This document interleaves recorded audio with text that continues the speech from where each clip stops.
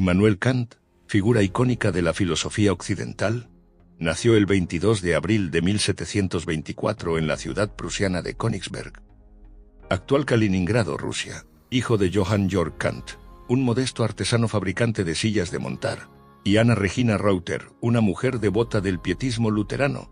Immanuel fue el cuarto de 11 hermanos, aunque solo él y 4 de sus hermanas sobrevivieron hasta la edad adulta. Esta realidad de la mortalidad infantil habría de influir en su posterior visión sobre la fragilidad de la vida humana y la importancia de la moral. Los primeros años de Kant estuvieron marcados por la austeridad y la disciplina. Su madre, profundamente religiosa, inculcó en el joven Immanuel un fuerte sentido del deber y la moralidad, aspectos que más tarde se reflejarían en su filosofía ética. A la edad de 8 años, Kant ingresó en el Collegium Fridericianum, una escuela pietista dirigida por el pastor de la iglesia de sus padres. Allí aprendió latín, que en aquella época era la lengua franca de los eruditos, y se sumergió en el estudio de los clásicos. A pesar de la rigurosa educación religiosa que recibió, Kant desarrolló gradualmente un escepticismo hacia las doctrinas pietistas, prefiriendo un enfoque más racional de la fe. Esta tensión entre la razón y la fe sería un tema recurrente en su obra filosófica posterior. En 1740, a la edad de 16 años, Kant se matriculó en la Universidad de Königsberg para estudiar teología. Sin embargo, pronto descubrió que sus verdaderos intereses yacían en las matemáticas y la física. El joven Kant quedó cautivado por las teorías de Isaac Newton, cuya visión mecánica del universo influyó profundamente en su pensamiento posterior. Esta fascinación por la ciencia newtoniana se manifestó en su primera obra importante, Historia General de la Naturaleza y Teoría del Cielo, donde propuso una hipótesis nebular sobre la formación del sistema solar, que anticipó en muchos aspectos la teoría moderna de la formación planetaria. La muerte de su padre en 1746 supuso un duro golpe para Kant, tanto emocional como económicamente. Se vio obligado a interrumpir sus estudios y trabajar como tutor privado para mantenerse. Durante 9 años, Kant trabajó para varias familias acomodadas en los alrededores de Königsberg, aunque este período lo alejó temporalmente de la vida académica. Le proporcionó una valiosa experiencia en la enseñanza y le permitió observar de cerca las dinámicas sociales de la nobleza prusiana. Observaciones que más tarde informarían sus escritos sobre ética y política. En 1755, gracias al apoyo financiero de un amigo, Kant pudo completar su doctorado y regresar a la Universidad de Königsberg como Privatdozent. Durante los siguientes 15 años, Kant impartió clases sobre una amplia variedad de temas, desde lógica y metafísica hasta geografía física y antropología. Sus conferencias pronto se hicieron famosas por su claridad y profundidad, atrayendo a estudiantes de toda Europa. A pesar de su creciente reputación, Kant tuvo que esperar hasta 1770 para obtener una cátedra permanente en la universidad. Fue nombrado profesor de lógica y metafísica, una posición que ocuparía hasta su retiro en 1796. Su discurso inaugural, De mundi sensibilis ad que intelligibilis forma et principis, anticipó muchos de los temas que desarrollaría en su obra maestra, la Crítica de la razón pura. El período entre 1770 y 1781 se conoce como la década silenciosa de Kant. Durante estos años se sumergió en una intensa reflexión filosófica que culminaría en la publicación de la Crítica de la razón pura. En 1781, esta obra monumental marcó el inicio de lo que se conoce como el período crítico de Kant y revolucionó la filosofía occidental. En la Crítica de la razón pura, Kant se propuso resolver el conflicto entre el racionalismo y el empirismo que había dominado la filosofía del siglo XVIII.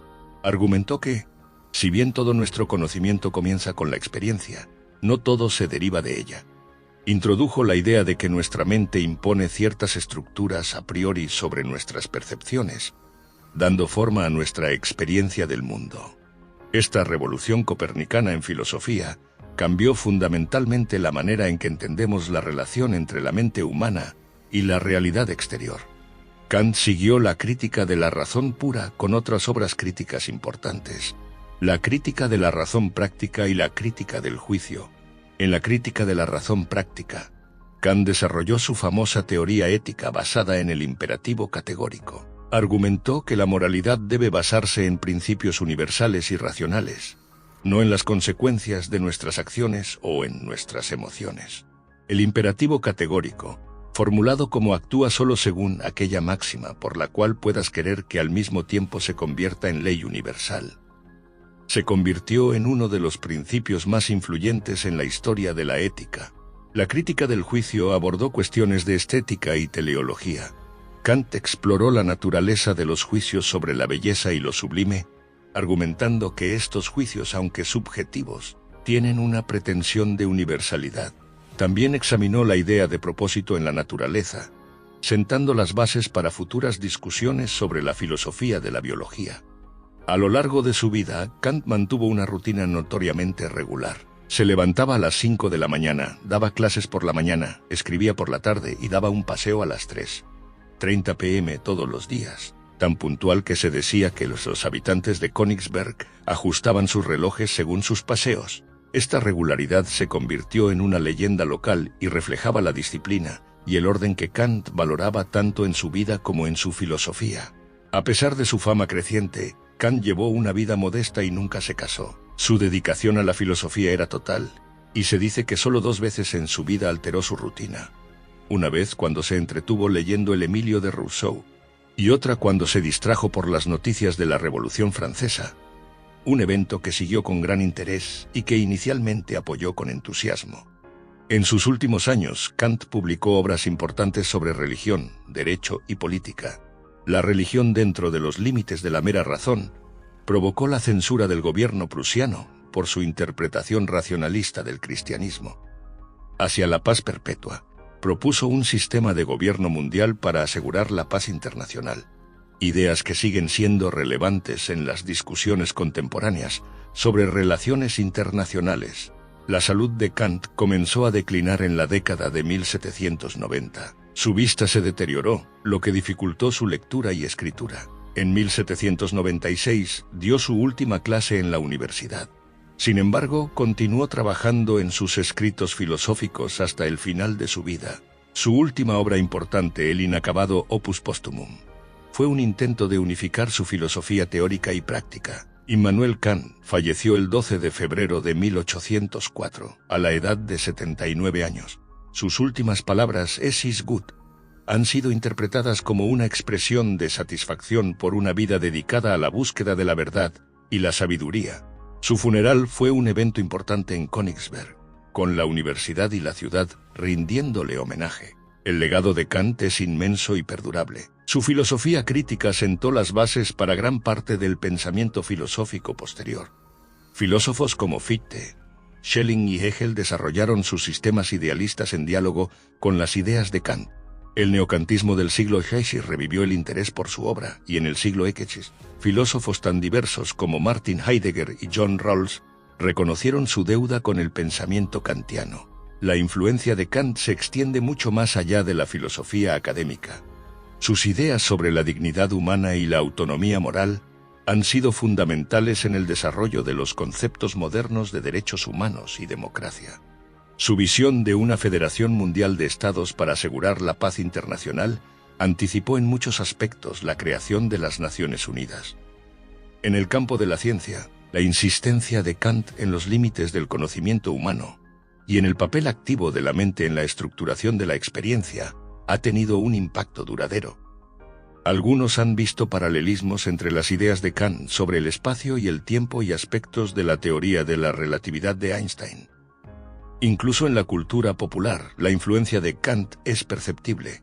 Su famosa frase, 2 cosas llenan el ánimo de admiración y respeto, siempre nuevos y crecientes. Cuanto con más frecuencia y aplicación se ocupa de ellas la reflexión. El cielo estrellado sobre mí y la ley moral en mí. Ha inspirado a generaciones de pensadores y artistas. La vida de Immanuel Kant es un testimonio del poder de las ideas para transformar el mundo. Desde los modestos comienzos en una ciudad provinciana de Prusia, hasta convertirse en una de las figuras más influyentes en la historia del pensamiento occidental. La trayectoria de Kant nos recuerda que la verdadera grandeza a menudo surge de la dedicación constante y la reflexión profunda.